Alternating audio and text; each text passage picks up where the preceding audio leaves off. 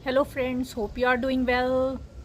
Friends, जब हम law of attraction and manifestation की बात करते हैं, लॉ ऑफ अट्रैक्शन तो हम सब जानते हैं कि जो हम चीज़ को डिज़ायर को अपनी पूरी करना चाहते हैं उसके लिए हम लॉ ऑफ अट्रैक्शन यूज़ करते हैं।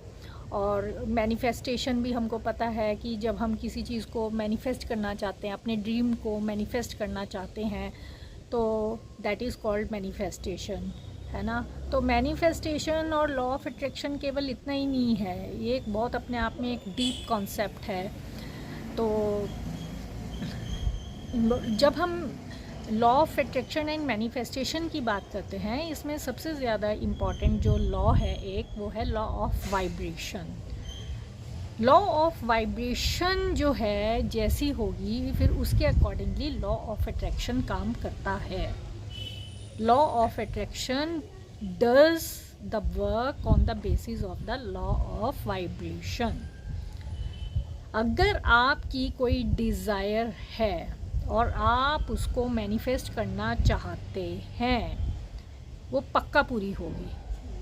उसके लिए एक चीज़ समझने की बात है कि अब आपका वाइब्रेशन कैसा है। वाइब्रेशन जो है वो बहुत चीज़ों को लेकर के बनता है।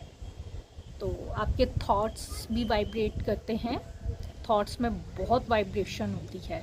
तो इसीलिए कहते हैं अपने थॉट्स को राइट थॉट बनाइएगा, पॉजिटिव। और हम नेगेटिव की बात करते हैं उसमें राइट थॉट की तरफ फोकस कीजिएगा कि राइट थॉट होता है कि जो एज़ पर अकॉर्डिंग टू सिचुएशन जो राइट हो, सही ही हो। ना मैं सही हूँ ना दूसरा सही है, पर हाँ जो राइट है वो मुझे भी स्वीकार करना है, दूसरे को भी स्वीकार करना है, वो राइट थॉट होता है। तो जब हमारा थॉट जैसा होता है उसके अकॉर्डिंगली हमारी वाइब्रेशन होती है, उसके अकॉर्डिंगली ही हमारा लॉ ऑफ अट्रैक्शन काम करता है। उस वाइब्रेशन जो हमारी वाइब्रेशन होती है उसके अकॉर्डिंगली लॉ ऑफ अट्रैक्शन जो है सर्कमस्टांसिस को लेकर के आता है हमारी लाइफ में, लोगों को लेकर के आता है, अपॉर्चुनिटीज़ को लेकर के आता है। तो इसलिए जब हम किसी चीज़ की एस्पिरेशन कर रहे हैं कि मुझे ये अट्रैक्ट करनी है चीज़, तो उसके लिए सबसे पहले ये सोचिएगा कि हमें अपने थॉट्स पे वर्कआउट करना है।